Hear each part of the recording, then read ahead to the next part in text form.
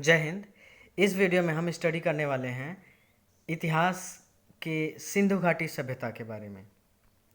तो सिंधु घाटी सभ्यता क्या है, इसके बारे में हम इस वीडियो में स्टडी करने वाले हैं। तो चलिए स्टडी करते हैं।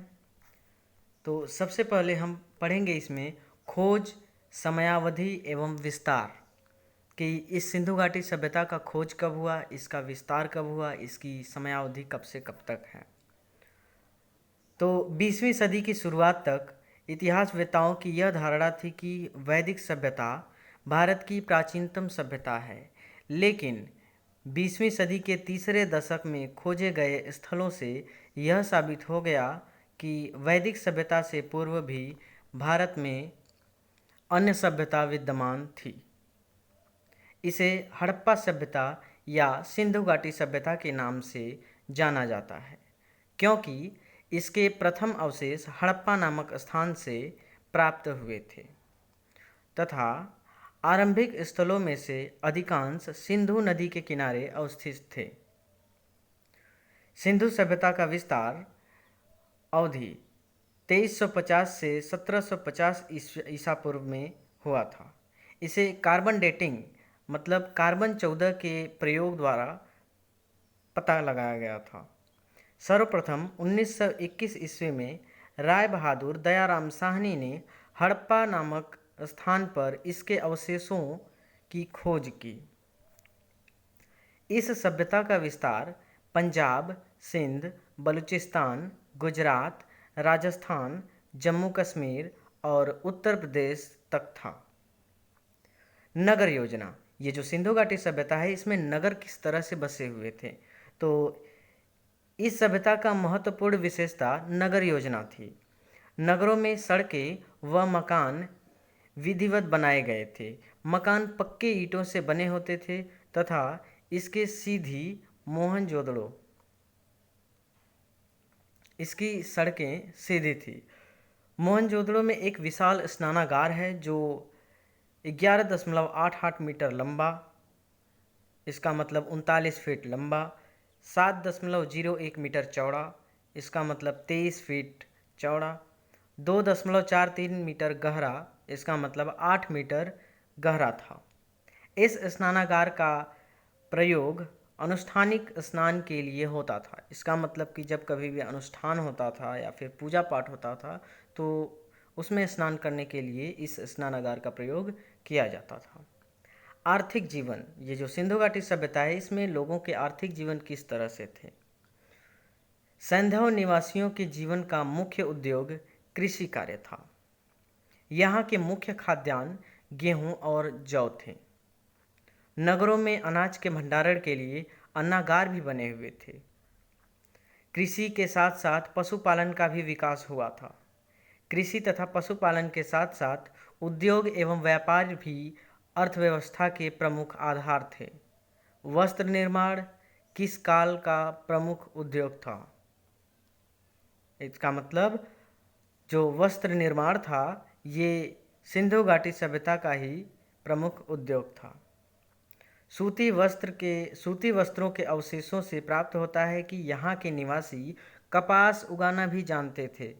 विश्व में सर्वप्रथम यहीं के निवासियों ने कपास की खेती प्रारंभ की थी, इसलिए इस सभ्यता को सिंडन सभ्यता भी कहा जाता है।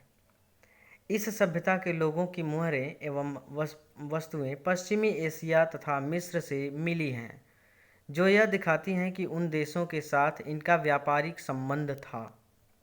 यहाँ के निवासी वस्तु विनिमय द्वारा व्यापार करते थे। शिल्प तथा उद्योग, अब सिंधु घाटी सभ्यता के लोग किस तरह से शिल्प और उद्योग धंधों में काम करते थे। कृषि तथा पशुपालन के अतिरिक्त यहाँ के निवासी शिल्प तथा उद्योग धंधों में भी रुचि रखते थे। यहाँ के निवासी धातु उद्योग, आभूषण निर्माण उद्योग, बर्तन निर्माण उद्योग, हथियार औजार निर्माण उद्योग व परिवहन उद्योग से भी परिचित थे। सामाजिक जीवन, सैंधव निवासियों का सामाजिक जीवन सुखी तथा सुविधापूर्ण था। वह सामाजिक व्यवस्था का प्रमुख आधार परिवार था। समाज व्यवसाय के आधार पर 4 भागों में विभाजित था: विद्, महान, योद्धा, व्यापारी तथा शिल्पकार और श्रमिक। सैंधव निवासी आमोद प्रमोद प्रेमी थे। जुआ खेलना, शिकार करना, नाच गाना करना या करना, बजाना आदि लोगों के आमोद प्रमोद के साधन थे। उनका ये सब पेशा बन गया था। इस युग का प्रमुख खेल था, मतलब ये जो पासा है, पासा इस युग का प्रमुख खेल था। धार्मिक जीवन। मातृदेवी की संप्रदाय का सैंधव संस्कृति में प्रमुख स्थान था। मातृदेवी की ही भांति देवता की उपासना भी बलि का विधान था, मतलब देवता की उपासना में भी बलि का विधान था। जब ये लोग पूजा पाठ करते थे तो उसमें बलि चढ़ाते थे। यहाँ पर पशुपति, महादेव, लिंग, योनि, वृक्षों व पशुओं की पूजा की जाती थी। ये लोग भूत प्रेत, अंधविश्वास व जादू टोना पर भी विश्वास करते थे। बैल को पशुपति नाथ का वाहन या वाहक माना जाता था। फाख्ता एक प्रसिद्ध या पवित्र पक्षी माना जाता था। ये सिंधु घाटी सभ्यता में फाख्ता एक पवित्र पक्षी माना जाता था। स्वास्तिक चिन्ह हड़प्पा सभ्यता की ही देन है। कला लेखन। दुर्भाग्यवश अभी तक सिंधु सभ्यता की लिपि को पढ़ा नहीं जा सका। इसमें चित्र और अक्षर, लगभग 400 अक्षर और 600 चित्र दोनों ही ज्ञात होते हैं। यह लिपि प्रथम लाइन में दाएं से बाएं तथा द्वितीय लाइन में बाएं से दाएं लिखी गई थी तथा तरीका ब्रुष्टोफेदम कहलाता है।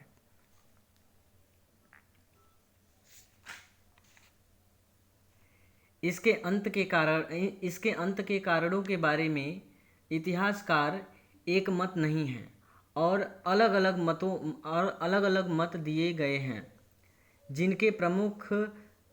जिनमें प्रमुख हैं जलवायु परिवर्तन, नदियों के जलमार्ग में परिवर्तन, आर्यों का आक्रमण, बाढ़, सामाजिक ढांचे में बिखराव, भूकंप आदि। ये सिंधु सभ्यता का अंत है माना गया है। यह सभ्यता तकरीबन 1000 साल रही। जय हिंद, धन्यवाद।